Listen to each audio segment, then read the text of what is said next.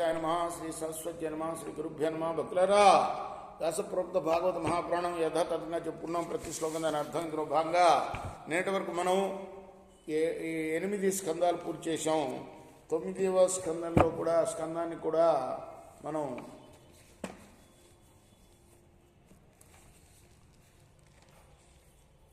ఎన్ని భాగాలు 27 భాగాలుగా చెప్పుకున్నాం నేటి వరకు. ఈ రోజున 28వ భాగం చెప్పుకునే ముందు వ్యాస భగవాను ప్రార్థన చేసుకుందాం. వ్యాసాయ విష్ణురూపాయ వ్యాసరూపాయ విష్ణవే నమో వై బ్రహ్మణదే వాసిష్ఠాయ నమో నమః. ఆంజనేయం మహావీరం బ్రహ్మవిష్ణు శివాత్మకం తరుణార్క ప్రభంశాంతం ఆంజనేయం నమామ్యహం. సదా నింబ వృక్షస్య మూలాధివాసా సుధాశ్రావిణిం తిక్తమప్యప్రియంతం తరుం కల్ప వృక్షాదికం సాధయంతం నమామి స్వరం సద్గురుం సాయినాథం. సమర్థ సాయినాథ్ మహారాజ్ కీ జై.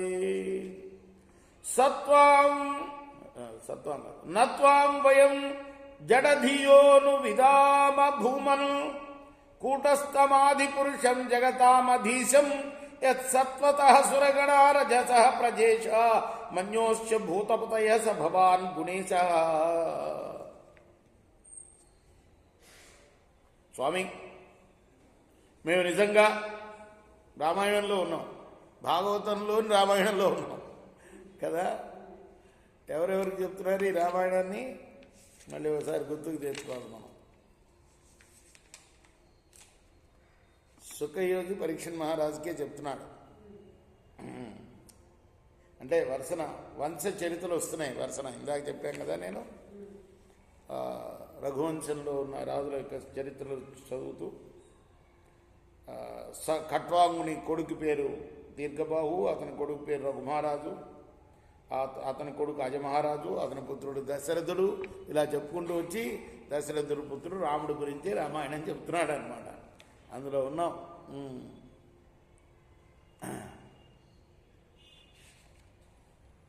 వానర సైన్యంతో కూడి సముద్ర తీరం చేరాడు.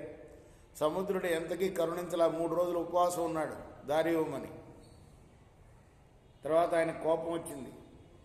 ఆ కోపానికి మరి వణికిపోయాడు. తర్వాత మానవాకృతి దాల్చి రాముడితో అంటున్నాడు, స్వామి, మేము అజ్ఞానులం, అందువల్ల నీ మహత్యాన్ని తెలుసుకోలేకపోయాం.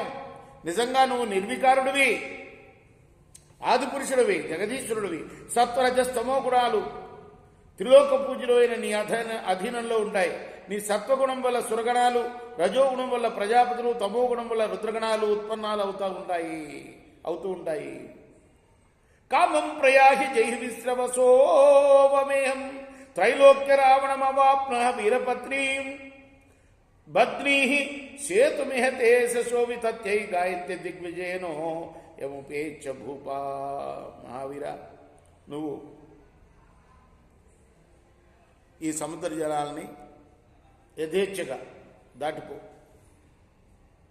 విశ్రవసుని కుమారుల్లో దుష్టుడు, త్రిలోక కంటకుడు అయిన ఆ రావణాసురుని చంపు.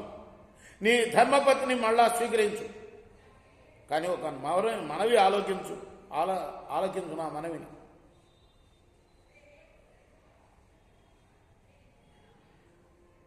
ఏమిటంటే, నిజంగా ఈ జలాలు నా జలాలు నీకు దాటడానికి ప్రతిబంధకాలు కావు ఆలోచిస్తే. ఎందుకంటే నువ్వు సాక్షాత్తు విష్ణు స్వరూపుడివి, నీకు అడ్డం కాదు. నీ పొట్టలో ఉండేవే కదా ఈ లోకాలన్నీ. కానీ ఇప్పుడు మానవుడిగా పుట్టావు కాబట్టి నువ్వు ఈ సముద్ర జలాలపై సేతువును నిర్మించు. దీనివల్ల నీ కీర్తి ప్రతిష్టలు ఇనుమడిస్తాయి. నువ్వు చేసిన ఈ అద్భుత కార్యాన్ని చూచి పేరు మోసిన చక్రవర్తులు సైతం మున్ముందు నీ యశస్సును వేణోళ్ళ కొనియాడుతారు సుమా. బద్వదధౌ రఘుపతిర్వివిధాద్రికూటై సేతుం కపీంద్ర కరకంపిత భూరుహాంగై సుగ్రీవ నీల హనుమత్ ప్రముఖైరనీకై లంకాం విభీషణ దృశా విశదగ్రదగ్ధాం.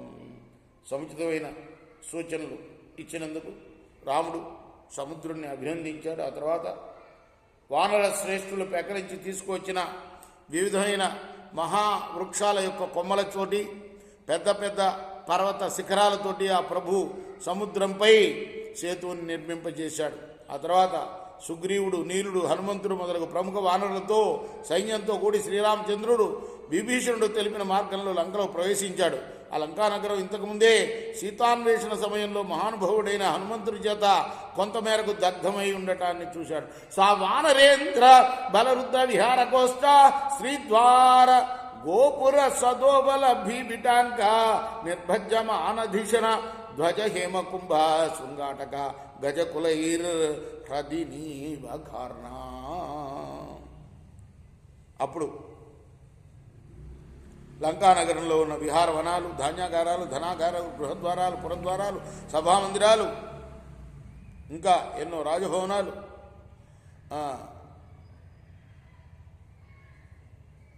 వీటన్నిటినీ చుట్టుముట్టాయి వానర సైన్యాలు. ఇంకా ఆ శానలు అతని వేదికలను, ధ్వజ పతాకాలను, భవనంపై ఉన్న బంగారు కలశాలని, రాజవీధుల కూడలని ధ్వంసం చేసేసాయి. అప్పుడు ఎలా ఉందయ్యా నగరం అంటే ఏనుగుల గుంపు చేత కల్లోలితమైన నదిలాగా ఉన్నదిట. రక్షపతి తదవలోక్యని కుంభకుంభ ధూమ్రాక్ష దుర్మక సురాంత నరాంతకాదీన్ పుత్రం ప్రహస్తమతికాయ వికంపనాదీన్ సర్వానుగాన్ సమహినో దత కుంభకర్ణం.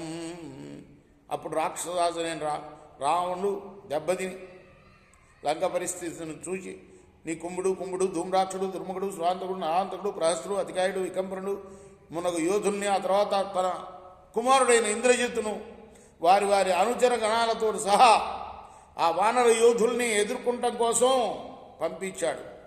తర్వాత కుంభకర్ణుని కూడా పంపించాడు. తాం యాతు దాన పృతనామసి సులచాప ప్రాసర్ష్య శక్తిత శరతోమర ఖడ్గ దుర్గాం సుగ్రీవ లక్ష్మణ మరుత్సగద సుత గంధమాధ నీలాంగదర్షపనం సాదిభీరన్వితోగాత్. ఖడ్గాలు, శూలాలు, ధనస్సులు, ఈటిలు, కత్తులు, బల్యాలు, బాణాలు, ఇనుప కుదియలు, మహాఖడ్గాలు ఇవన్నీ చేపున్న అపారమైన రాక్షసైన్యం రావణ పక్షంలో పోరాటానికి యుద్ధరంగంలో నిలిచి ఉన్నారు. మరి ఆ సేనల్ని ఎదుర్కొనడానికి సుగ్రీవుడు, లక్ష్మణుడు, హనుమంతుడు, గంధమాధరుడు, నీరుడు, అంగదుడు, జాంబవంతుడు, పనసుడు మొదలైన మహాయోధులతో కూడి శ్రీరాముడు ఆ సమరభూమిలో సర్వసన్నద్ధుడై ఉన్నాడు. ఇక్కడ ఆపుతాం మనం ఈ భాగం. రేపు 28వ భాగంలో మిగతా కథ కొనసాగిద్దాం. కృష్ణార్పణమస్తు. శ్రీ సచ్చిదానంద సద్గురు సాయినాథ మహారాజ్ కీ జయ. చేకోర హారతి దుగో సద్గురునాథ దేవ సాయినాథ. పాంచభౌతిక